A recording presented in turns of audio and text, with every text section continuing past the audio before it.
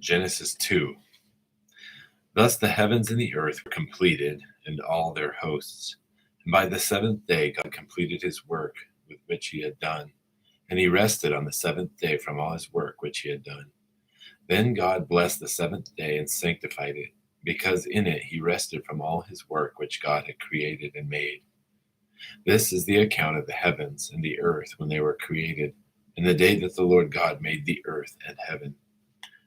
Now no shrub of the field was yet in the earth, and no plant of the field had yet sprouted, for the Lord had not sent rain upon the earth, and there was no man to cultivate the ground. But a mist used to rise from the earth and water the whole surface of the ground. And then the Lord God formed man of dust from the ground, and breathed into his nostrils the breath of life, and man became a living being. And the Lord planted a garden toward the east in Eden, and there he placed the man whom he had formed.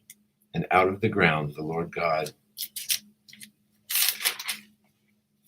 caused to grow every tree that is pleasing to the sight and good for food, the tree of life also in the midst of the garden, and the tree of knowledge, the knowledge of good and evil.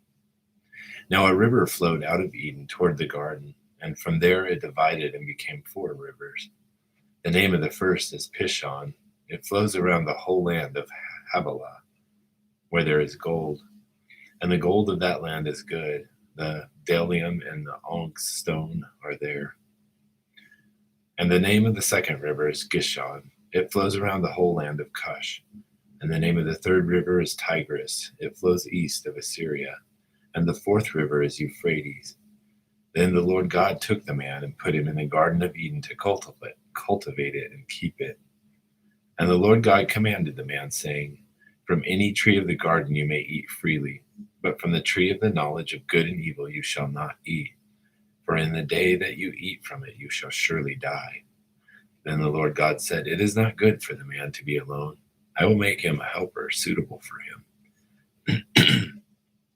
And out of the ground the Lord God formed every beast of the field and every bird of the sky, and brought them to the man to see what he would call them. And whatever the man called a living creature, that was its name. And the man gave names to all the cattle, and to the birds of the sky, and to every beast of the field. But for Adam there was not found a helper suitable for him. So the Lord God caused a deep sleep to fall upon the man, and he slept. And then he took one of his ribs and closed up the flesh of that place. And the Lord God fashioned into a woman the rib which he had taken from the man, and brought her to the man. And the man said, This is now bone of my bones and flesh of my flesh. She shall be called woman, because she was taken out of man. For this cause a man shall leave his father and his mother, and shall cleave to his wife, and they shall become one flesh. And the man and his wife were both naked and were not ashamed.